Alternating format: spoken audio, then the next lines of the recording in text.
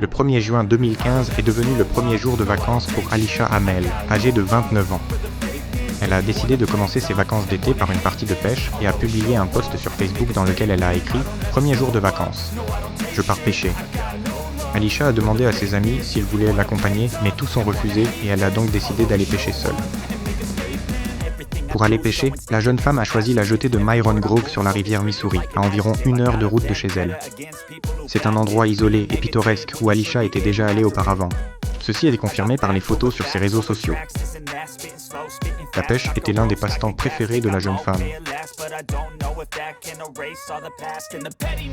Ce jour-là, chaud et ensoleillé, elle est montée dans sa voiture et est partie pêcher, publiant des photos de son trajet sur Snapchat. La première photo a été prise à 11h53 dans la voiture, juste avant le départ. Sur la photo, on voit la canne à pêche qui ne rentrait pas dans la voiture et Alisha a dû ouvrir le toit ouvrant. En chemin, elle prend encore une photo. À 13h30, Alisha arrive à Myron Grove. C'est la dernière photo connue prise ce jour-là.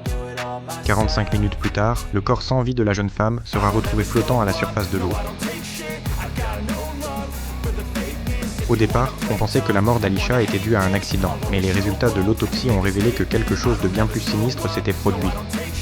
L'expertise a montré que la mort était effectivement due à une noyade. Cependant, la jeune femme n'est pas tombée à l'eau de son plein gré.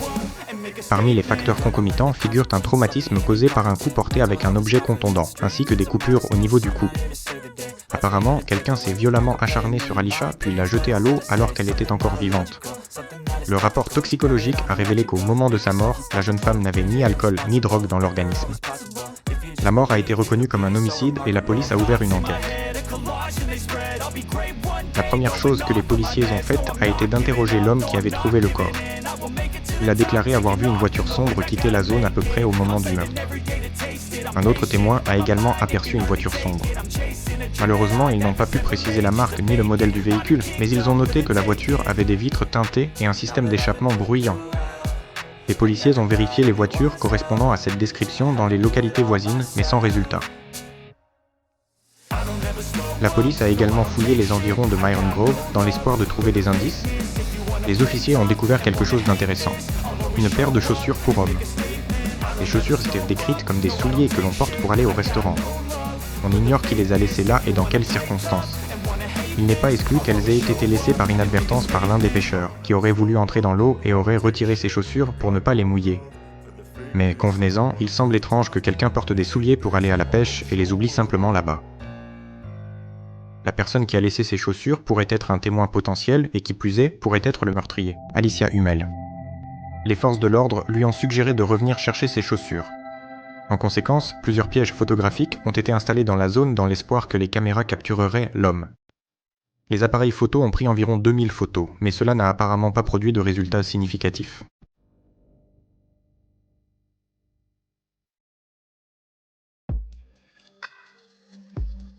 Les forces de l'ordre et le public continuèrent de se demander qui et pourquoi avait décidé de s'en prendre à la jeune femme, en plein jour. Les policiers ont commencé à examiner tous les motifs possibles et ont également tenté d'établir l'identité du meurtrier. Le premier suspect fut le mari d'Alicia, Tony, avec qui elle s'était mariée en 2011. Cependant, au moment de sa mort, le couple vivait séparément. Les détectives ont découvert que la relation du couple était loin d'être idéale. Alicia et Tony étaient en instance de divorce et devaient bientôt signer les documents nécessaires. Les détectives affirment que Tony a un alibi. Ce jour-là, il se trouvait dans la ville de Pierre, à 4 heures de route de Myron Grove, où Alicia pêchait. N'ayant trouvé aucune preuve substantielle contre Tony, la police l'a retiré de la liste des suspects. L'homme qui a découvert le corps a également été écarté. Il s'agit d'un employé d'une organisation de protection de la faune sauvage qui effectuait ce jour-là un nettoyage planifié des déchets sur le site. C'est alors qu'il a aperçu par hasard un corps sans vie dans l'eau, après quoi il a appelé la police. Selon l'une des versions, Alisha aurait été tuée par un inconnu qui l'aurait retrouvée grâce à des photos publiées sur Snapchat. Cependant, cette théorie n'est étayée par aucune preuve. Une autre hypothèse a également été envisagée, selon laquelle la jeune femme aurait été victime d'un voleur, car la canne à pêche, le portefeuille et le téléphone portable d'Alisha avaient disparu. Mais plus tard, la théorie du vol sera fortement remise en question, et voici pourquoi. Le 4 juillet 2016, un an après le meurtre, le portefeuille d'Alisha a été retrouvé par hasard sur un banc de sable, non loin de l'endroit où elle avait été tuée. Il est remarquable que le contenu du portefeuille soit resté intact. L'argent et les cartes bancaires s'y trouvaient toujours. Ainsi, l'hypothèse selon laquelle Alisha aurait été victime d'un voleur ne tient pas. Les détectives ont interrogé les amis d'Alisha, dont l'une a rapporté un détail très intéressant. La jeune femme a dit que ce jour-là, Alisha lui avait envoyé un message texte, disant qu'elle avait été témoin d'un couple en train d'avoir des relations sexuelles. Ce message a été reçu à 13h45, soit 15 minutes après la publication de sa dernière photo sur Snapchat et 30 minutes avant la découverte de son corps. Il s'avère que quelque chose s'est produit durant ces 30 minutes. Il existe de fortes raisons de croire que le couple qui faisait l'amour pourrait être impliqué dans le meurtre. Alicia Hummel. Peut-être la jeune fille a-t-elle décidé de prendre une photo de ce spectacle osé, mais elle n'a pas été remarquée, après quoi les amoureux furieux ont décidé de lui donner une leçon.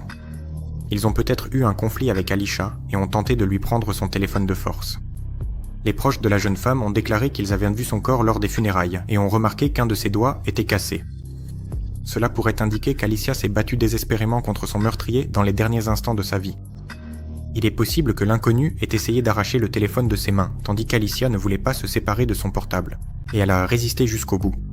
Le fait que le téléphone n'ait jamais été retrouvé suggère qu'il pouvait contenir des informations importantes. À ce jour, l'emplacement du téléphone d'Alicia, tout comme celui de sa canne à pêche, reste inconnu. Les forces de l'ordre ont demandé à toutes les personnes présentes ce jour-là à Myron Grove de se manifester, mais pour une raison quelconque, personne ne l'a fait, y compris le couple qu'Alicia avait mentionné dans son message. Cela semble étrange, car Myron Grove est une zone de loisirs et un lieu de pêche assez fréquenté. De plus, ce jour-là, il faisait beau, et il devait donc y avoir des gens qui auraient pu voir ou entendre quelque chose. La police pense qu'Alicia a été témoin de quelque chose qu'elle n'aurait pas dû voir et que cela lui a coûté la vie. Le meurtrier de la jeune femme est toujours en liberté. Une récompense de 5 000 $ est offerte pour toute information menant à son arrestation. Selon le shérif, il dispose de nombreuses preuves dans cette affaire. Ils connaissent même l'arme du crime, mais les forces de l'ordre choisissent délibérément de ne pas divulguer cette information afin de garder secret les détails connus uniquement du meurtrier. En mémoire d'Alicia Hummel, un mémorial a été érigé sur la jetée.